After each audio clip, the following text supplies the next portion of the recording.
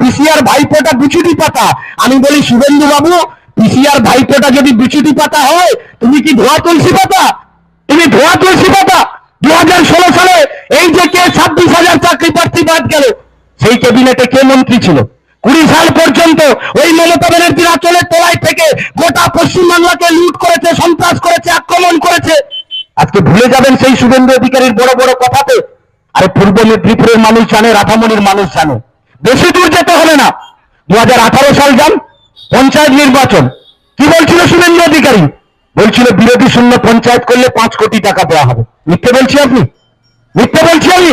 আপনি এখন ক্লিপিংস গুলো খুলে দেখুন, সেই শুভেন্দু অধিকারী এখন মায়া কান্না কাঁদছে, কি বলে? গণতন্ত্র রক্ষা করতে হবে, গণতন্ত্র রক্ষা করতে হবে। কে বলছে না? শুভেন্দু অধিকারী বলছে যে গোটা পঞ্চায়েত নির্বাচনে, যে কোনো নির্বাচনে পূর্ব মেদিনীপুরে ছাপ্পা ভোট, লুট, আতঙ্ক, সন্ত্রাস